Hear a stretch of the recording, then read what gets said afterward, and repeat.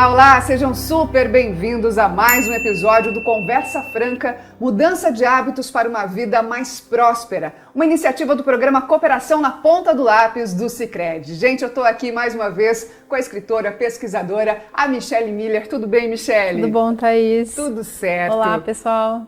Pessoal, o Sicredi é participante do Pacto Global da ONU. Eu não sei se vocês notaram, mas nós estamos envoltas aqui pelos 17 Objetivos de Desenvolvimento Sustentável, os ODS. E esse projeto especificamente, o Conversa Franca, contribui com o 8º objetivo, que é trabalho decente e crescimento econômico. Bacana, não é? Muito interessante, né, Michelle? Mais uma vez, Sicredi trabalhando na educação e no desenvolvimento do ser humano. É isso aí.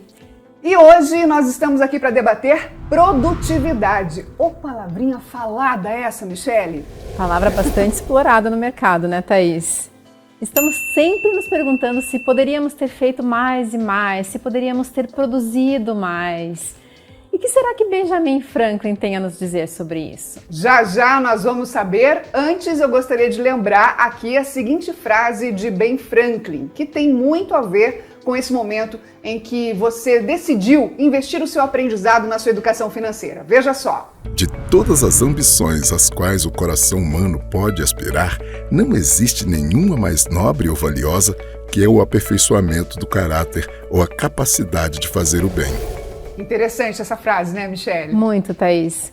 E quando o Franklin fala sobre fazer o bem, ele não está apenas se referindo a fazer o bem ao outro ou à humanidade, mas, acima de tudo, a si próprio.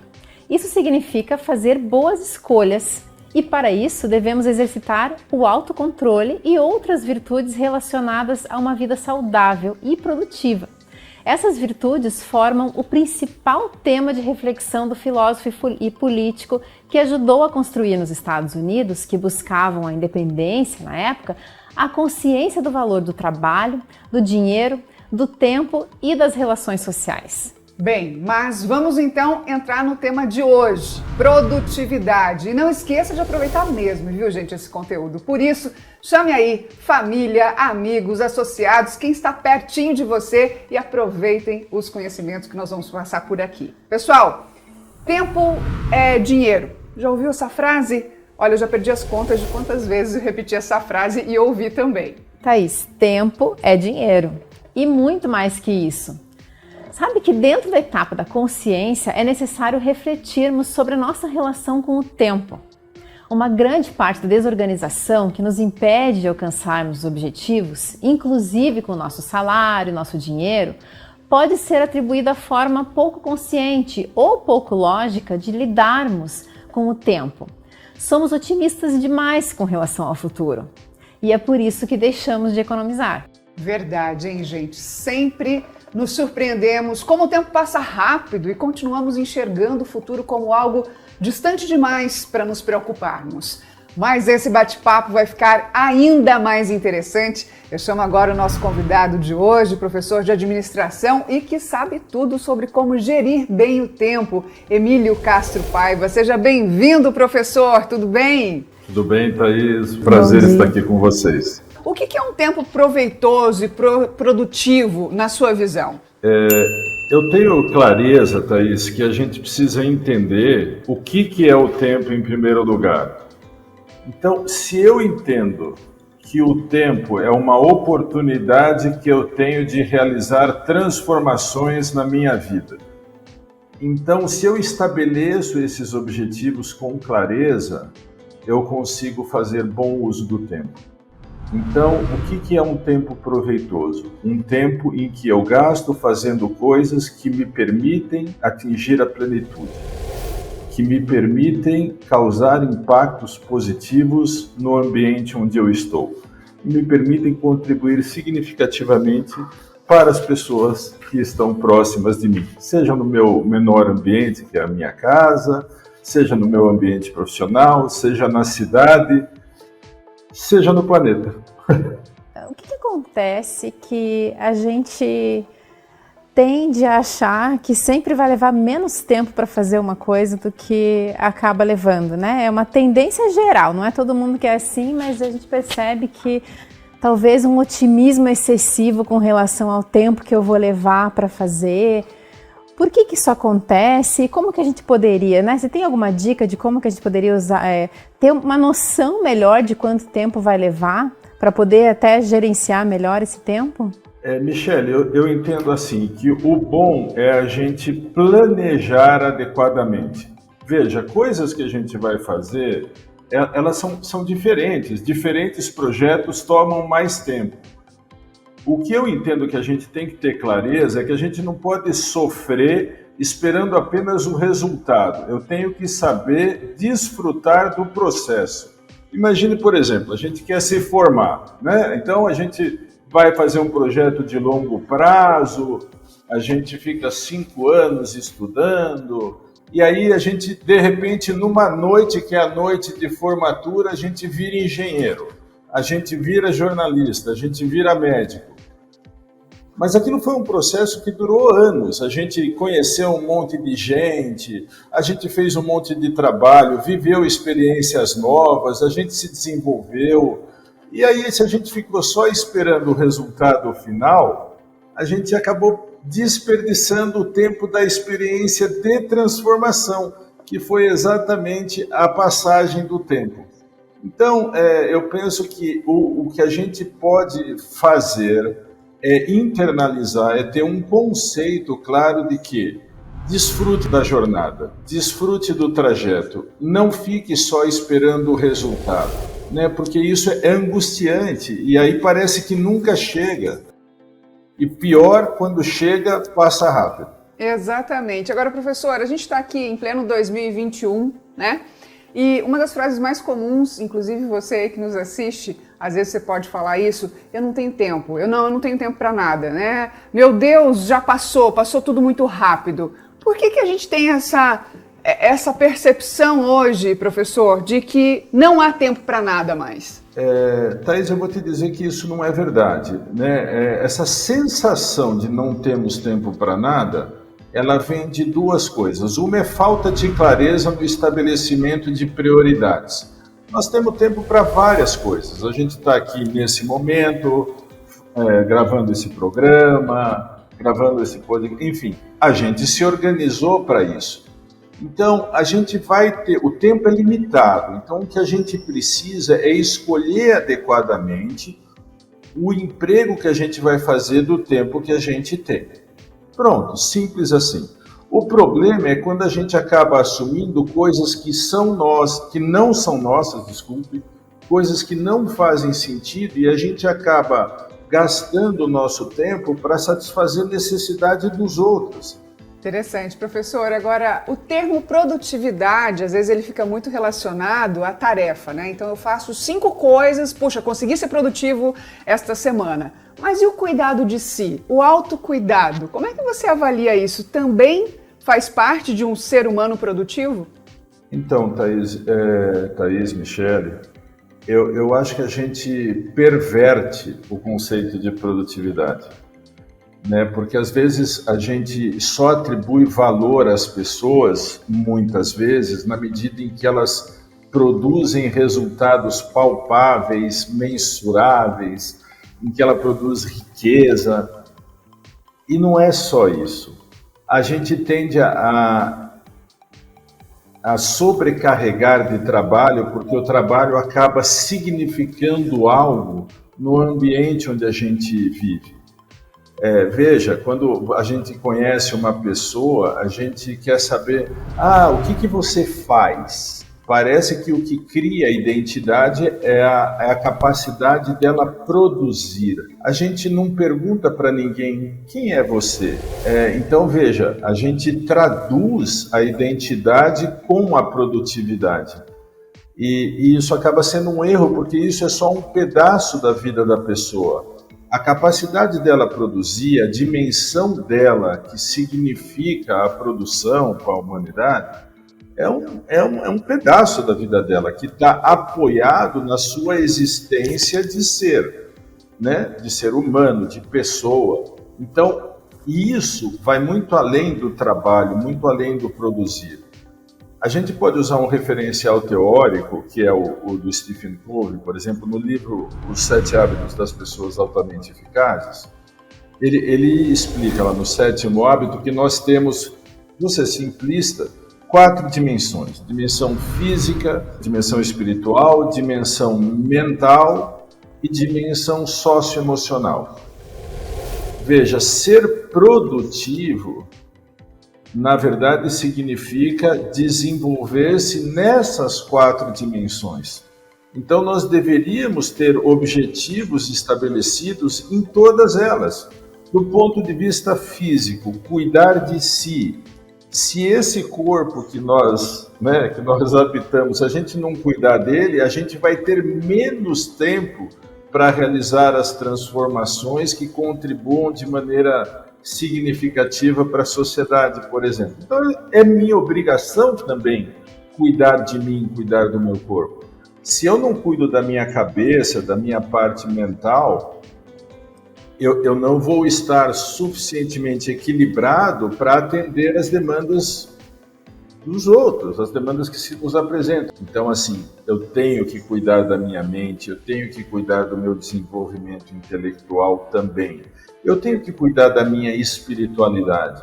Quando eu falo de espiritualidade, eu não estou me referindo à religião, né? Mas é da transcendência, né? Da gente entender que o que a gente faz causa impacto até naquilo que a gente não vê, num tempo em que a gente talvez não vai estar. Hoje a gente está aqui lendo referenciais para falar do tempo de alguém que não está mais vivo, mas esta pessoa continua dando uma contribuição mesmo não estando mais viva. Por quê? Porque ela cuidou e compartilhou o seu desenvolvimento mental e intelectual. A gente tem que cuidar, então, dessa espiritualidade que faz com que a gente permaneça, e a gente também não está sozinho. Então, a gente tem que cuidar dos nossos amigos, dos nossos relacionamentos, da nossa família, porque isso também somos nós. Professor, agora eu gostaria de trazer o aforismo do Franklin que eu mais gosto, que é: não deixe para amanhã o que você pode fazer hoje. E quem que não se pega deixando para amanhã, empurrando as tarefas para amanhã, aquelas que a gente não adora fazer, né? E isso reflete uma tendência humana, né, de comportamento de ser procrastinador. E o que você poderia trazer para a gente de dicas, talvez, de como evitar procrastinação? Eu vou me apegar a uma palavra, né, que é o hoje, que é o presente. Quando a gente ganha um presente, a gente procura desfrutar dele. E acho que a gente pode fazer o mesmo com o tempo. O que a gente tem é o hoje. O amanhã eu não sei se vai chegar. Espero que chegue, né? Estou cuidando de mim para que amanhã chegue e que eu esteja bem suficiente para poder desfrutar. Mas se eu tenho clareza que eu recebi esse presente, eu tenho obrigação de desfrutá-lo, eu não vou adiar, porque amanhã eu não sei se vai chegar. Então, essa consciência de viver o presente intensamente, e quando eu falo viver o presente intensamente, não é só coisas boas, é o que a gente tem. Então, assim, a dica, Michele, que você pediu é: escreva. Se você me permite, eu vou dizer o seguinte: todos os dias, quando você termina o dia, faça 3 perguntinhas. O que é que eu deixei de fazer? O que é que eu fiz bem e o que é que eu poderia ter feito melhor? Porque aí a gente tem a oportunidade de rever o nosso planejamento com constância e aproveitar o dia de hoje, aproveitar o presente, porque eu corri atrás de fazer bem algo que eu tinha me proposto. Legal, professor, a gente já volta a conversar mais um pouquinho. E você aí, já incluiu o tempo entre as coisas que mais têm valor? Ben Franklin certamente teria colocado na lista dele, viu, gente? Olha só essa frase. Não desperdice tempo, pois é a matéria-prima da vida. Um hoje vale 2 amanhãs. A afirmação que vimos aí está relacionada à produtividade. Reflete bem a relação do tempo com o dinheiro. O que deixar para fazer depois fará em dobro. O que economizar hoje terá em dobro amanhã. Isso reflete o que podemos chamar de troca intertemporal. Até mesmo no caderno de educação financeira do Banco Central tem essa explicação, a explicação dessa expressão, troca intertemporal. Está relacionada aos efeitos das escolhas que fazemos hoje, no presente, sobre as nossas vidas amanhã, no futuro.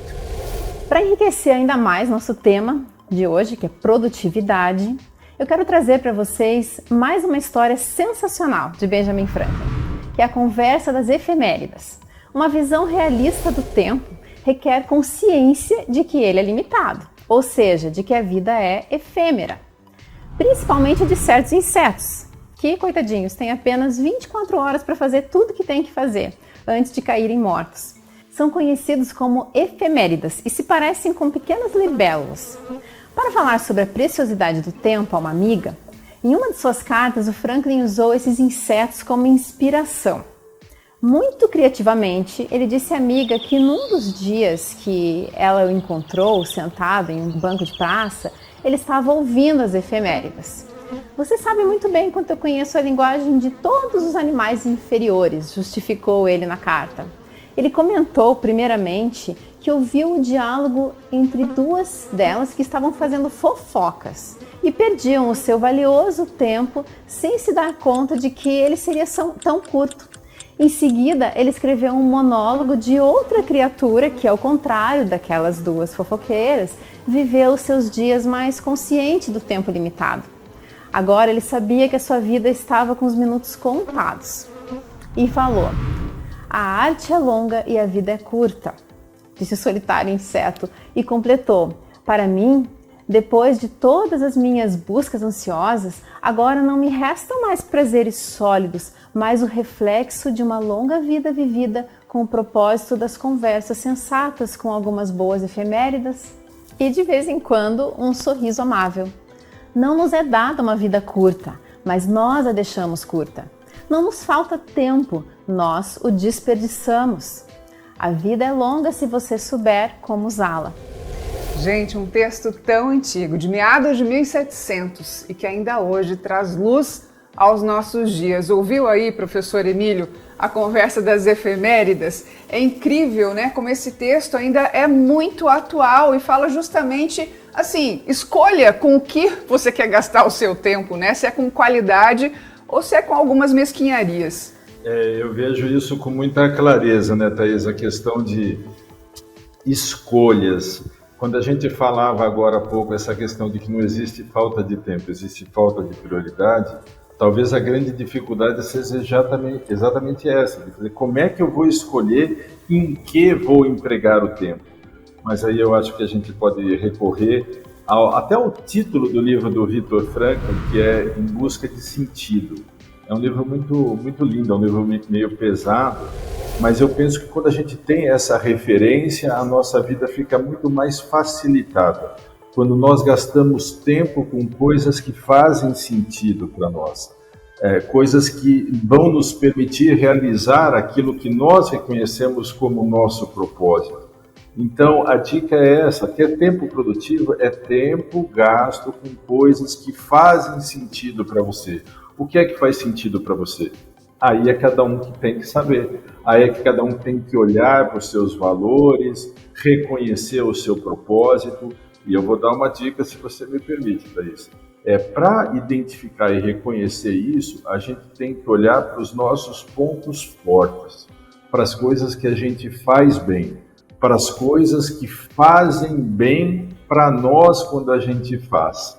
Então, olhando isso, a gente reconhece o nosso propósito, a gente determina um parâmetro para olhar, para definir as escolhas que a gente faz. E aí a gente vai ser sempre produtivo quando a gente está fazendo uma coisa que faz sentido para nós. Aí eu vou me sentir produtivo, tanto faz se eu estou dando uma aula como voluntário, se eu estou visitando um asilo ou se eu estou trabalhando para gerar milhões dentro de uma organização para satisfazer os desejos justos dos acionistas, por exemplo. Professor, fez muito sentido estar contigo aqui hoje no nosso Conversa Franca, não é, Michele? Nossa, foi ótimo. Muito obrigada pela participação. Tchau, gente. Eu é que agradeço a oportunidade. Obrigada. E E agora eu quero chamar mais um convidado super especial no nosso programa Conversa Franca. Ele que é economista, desenvolveu sua carreira nas áreas de contabilidade, finanças e gestão, tem um vasto currículo, viu, gente? Incluindo o trabalho em cooperativas. Seja muito bem-vindo, professor José Pio Martins, tudo bem? Tudo bem, Thaís, obrigado pelo convite, obrigado pelo papo que vamos ter aqui. Legal, valeu, professor. Escuta, me conta uma coisa, professor. Nós estamos aqui falando de tempo, de produtividade, e a gente não pode esquecer também que existe a tal da lei da escassez, professor. Como é que eu equilibro isso? De que maneira eu dou conta disso hoje e tendo que ser produtivo? Thaís, a palavra escassez, na verdade, significa o seguinte: tudo tem limite no tempo, no espaço e no tempo. Aliás, os dois grandes conceitos que vêm até dos grandes filósofos, Immanuel Kant, é espaço e tempo. Aliás, a nossa vida é escassa, ela tem um tempo limitado. O problema é o seguinte: se o tempo é limitado durante a vida toda, de todas as pessoas, o tempo é limitado na vida de uma máquina, o tempo é limitado na vida do próprio solo. A pergunta é, isso é uma escassez. O que fazer e como fazer algo para que esse tempo seja usado da maneira mais produtiva, mais eficiente e de maneira a proporcionar um melhor bem-estar a todo mundo. Então, a lei da escassez é só isso. Tudo tem limite no espaço e no tempo. E como é que o senhor vê hoje a maneira como nós temos utilizado o nosso tempo, o nosso espaço e os nossos recursos, não é? Aliás, e tem mais um detalhe, Thaís, muito interessante para quem mexe com dinheiro, já que aqui nós falamos, todo mundo mexe com dinheiro, né? Os economistas organizam a sociedade para estudar em 4 entidades econômicas: pessoas, empresas, resto do mundo e governo. Ou pessoas, empresas e governo são entidades internas. O resto do mundo é uma entidade externa. Todos eles têm uma questão ligada ao tempo que é essencial. No caso da pessoa, da empresa e do próprio governo, tempo é custo. Daí, se 2 costureiras me entregarem cada uma camisa, eu não tenho muita referência se eu não souber quanto tempo cada uma gastou para fazer. Tempo é custo. Trazendo para o âmbito econômico, tempo é custo. Significa dizer que administrar o tempo é administrar uma variável de custo. Custo nada mais é do que todos os gastos e sacrifícios incorridos para produzir alguma coisa. Então, administrar o tempo é uma questão eminentemente econômica, além de ser uma questão pessoal, uma questão de eficiência, uma questão profissional, uma questão de disponibilizar mais tempo para outras coisas além daquela. E aí vem o seguinte: muito poucas pessoas prestam atenção na gestão do tempo com este conceito. Se você pegar o número de horas que cada um de nós tem durante seus 80, 90 anos de vida, a questão é, todo desperdício de tempo eu diria até estúpido do ponto de vista pessoal. Ora, se eu gasto 2 horas para fazer algo que você faz com 1 hora, com a mesma eficiência, com o mesmo sacrifício, porém pela metade do tempo, eu estou jogando pedacinhos de minha vida fora. Como dizia o Franklin, né? O tempo é a matéria-prima da vida, né? Num dos aforismos dele. Eu queria trazer uma frase sua muito boa, que é: quando a gente caminha com eficiência, mas pela estrada errada, acabamos chegando mais cedo perto do abismo. E como que a gente pode saber que estamos andando pela estrada errada, né? Que estamos produzindo, sendo produtivos, mas escolhemos o caminho errado, o projeto errado? Que sinais que a gente pode ter para poder ter essa consciência, José? Michele, você sabe que eu escrevi essa frase aí. Nós sempre escrevemos alguma coisa que já aprendemos, já lemos, já vimos e adaptamos, né? Quando um dia um aluno me disse o seguinte: nós discutíamos liderança. E aí nós falávamos a respeito, liderança diz respeito à causa ou diz respeito ao processo? Se você pegar qualquer desses ditadores sanguinários do mundo, o próprio Hitler, na verdade ele era um grande líder. Muita gente diz, não era um grande líder porque tinha uma má causa. Liderança diz respeito ao processo. Até um gestor de uma fábrica de drogas ilícitas tem lá sua liderança. Pois bem, o que eu disse foi o seguinte: que você pode caminhar bem, com eficiência, com rapidez, porém na estrada errada. É um pouco aquela brincadeira da frase que eu disse: se você caminhar bem, rapidamente, com eficiência, na estrada que te leva ao abismo, você vai chegar mais cedo ao abismo, só isso. E aí eu brinquei, eu disse: olha, Antes de aprender a arte de atirar, é preciso aprender a arte de identificar inimigos. Usando de outra maneira, antes de aprender a arte de caminhar numa estrada, é preciso escolher a estrada certa. Com certeza, é a questão de gerenciamento mesmo, né? Saber gerenciar.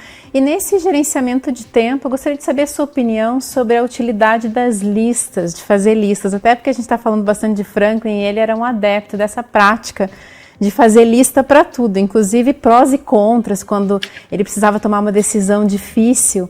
E eu acabei trazendo isso também para minha vida, sabe? De me organizar dessa forma e ver o que já foi feito, até porque às vezes a gente tem a impressão de que não fez tudo e daí, ao olhar ali tudo que já fez, dá um certo ânimo para continuar fazendo tudo que está na lista. Então, eu gostaria de saber a tua opinião sobre essa forma, nesse recurso que a gente tem, que é tão simples de gerenciar o tempo.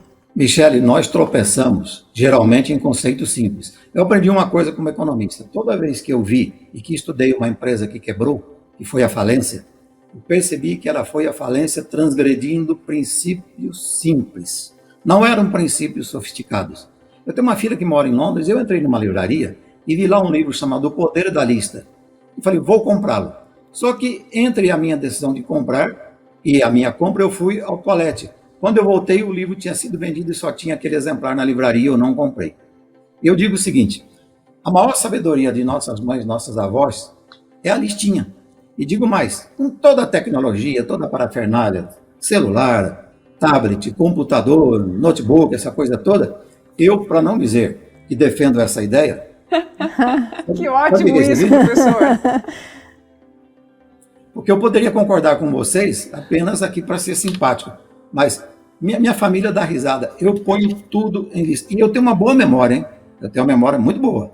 Mas eu não desperdiço a memória. Então, isso aqui, por exemplo, ó, é uma listinha do que hoje à tarde eu tenho que revisar. É claro que muita gente vai ler isso aqui e não entende nada, mas eu sei. Quando eu escrevo aqui, né? Testar o seguro de vida. Eu sei do que eu estou falando. Então, a lista é um aliado fiel, simples de fazer, sem custo nenhum. O Confúcio, famoso Confúcio, filósofo, ele dizia o seguinte, a simplicidade é o último degrau da sabedoria. E mais, não é em todos os pontos que a tecnologia moderna leva vantagem sobre a simplicidade antiga. A listinha é uma delas. Até porque quando você rabisca uma listinha de tudo que tem que fazer, você está, na verdade, treinando o cérebro. Há um filósofo muito antigo que dizia, o conhecimento mora no cérebro, mas entra pelas mãos. Então a listinha é algo que ajuda muito, muito. E eu faço lista de coisas banais às vezes. E até eu irrito todo mundo, né? Porque minhas filhas, eu tenho 3 filhas, elas dizem assim, não fale nada para o pai, que ele enfia essa coisa numa frase qualquer, num lugar, dali um mês ele cobra de você. Tá aí, gente, olha só, dicas muito práticas, hein? Professor, a gente sabe também da sua experiência dentro do trabalho, né, dentro do sistema cooperativismo, né? Hoje, analisando o cenário que nós vivemos hoje no mundo e no país, quais são os cuidados que eu preciso ter quando eu trabalho, né, cooperando? Quais são os cuidados que eu preciso ter para que eu tenha uma produtividade boa? Olha, Thaís, eu costumo dizer o seguinte, eu fui gerente financeiro de uma cooperativa quando eu tinha 29 anos. Foi uma experiência maravilhosa. Eu já era professor de economia na Universidade de Londrina e virei professor também de cooperativismo. Montei apostila, dei aulas em outros lugares, né? O ser humano tem 2 desejos, que eu diria assim, um pouco contraditórios. O primeiro desejo que o ser humano tem é de cooperar. Cooperar no sentido de ajudar o outro, de fazer concessões, de trabalhar com o outro apesar das diferenças. Mas também ele tem um sentido de competir. Aliás, essa questão entre competir e cooperar, competir é uma disputa. Se disputo algo, eu quero vencer. Cooperar, na verdade, é dividir e ajudar o próprio outro. Cooperativismo é competição e é cooperação. Mas é uma competição saudável. Então, a primeira coisa para quem se envolve com cooperativismo é entender. Aliás, cooperativismo vem de cooperar. Cooperar é operar em conjunto. Operar em conjunto significa juntar igualdades e diferenças. Quem não consegue conviver com diferenças, quem não consegue negociar, quem não consegue fazer concessões na própria política. Qual é o grande político que se espera no mundo de hoje? É o diplomata, é aquele negociador.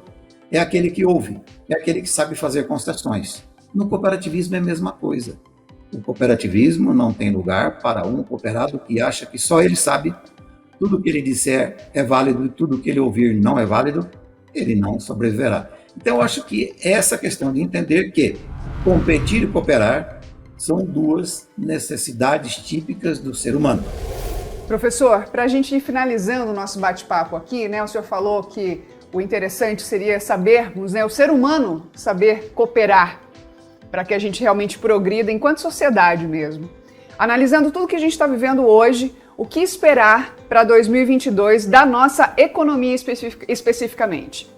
Pois é, a economia brasileira, Thaís, pode ser vista como um todo e pode ser vista segmentadamente. O Brasil é o seguinte, quando você vê a economia como um todo, tivemos a pandemia que fez que o ano 2020 levasse o Brasil a ter uma produção nacional 4,1% menor do que a produção de 2019. Lembrando que o Brasil de 2019 para 2020 aumentou 1 milhão de habitantes. A população cresceu. Então, é como se diminuísse 4,1% um dado bolo e houvesse um aumento de 0,5% do número de bocas que vão comer o bolo. Mas isso, claro que teve a pandemia. 2021, tudo indica que o Brasil recupera, cresce de novo 4, 5% e volta a ter o produto de 2019.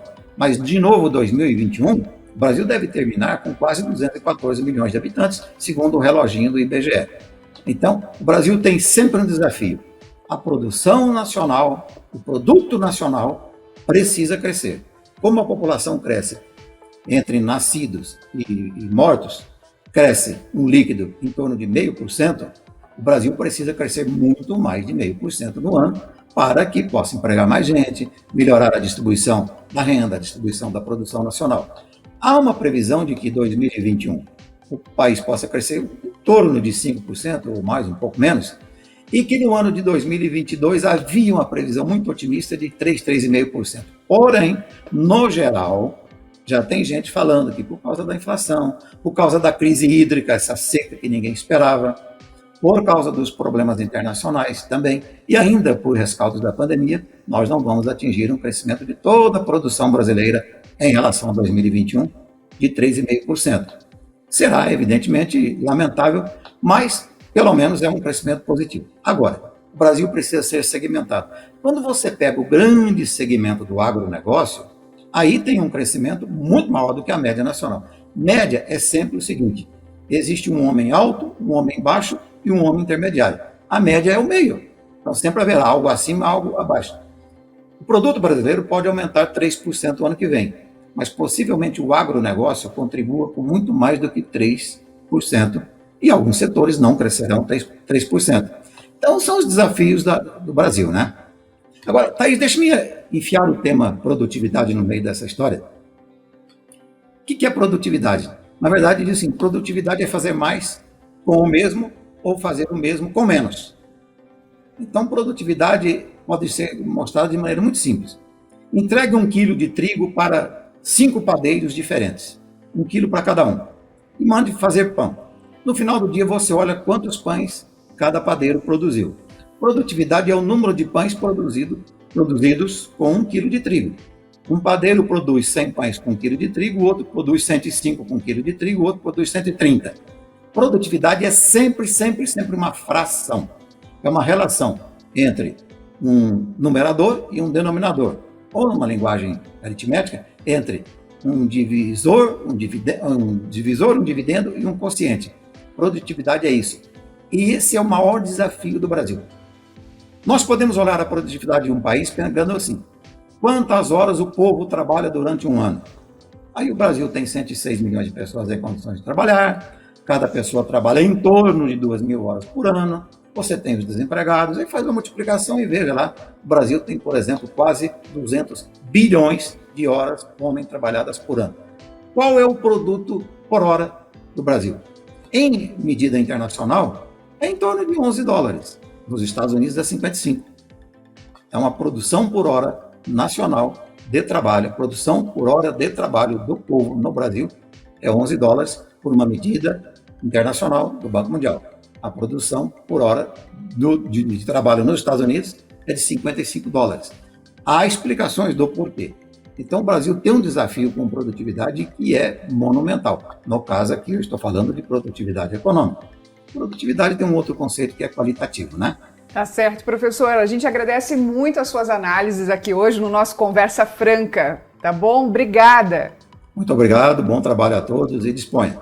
Obrigada pela participação, professor. Tá aí o Conversa Franca com 2 entrevistados super interessantes hoje. Quero agradecer demais ao professor Emílio Castro Paiva e também ao professor José Pio Martins.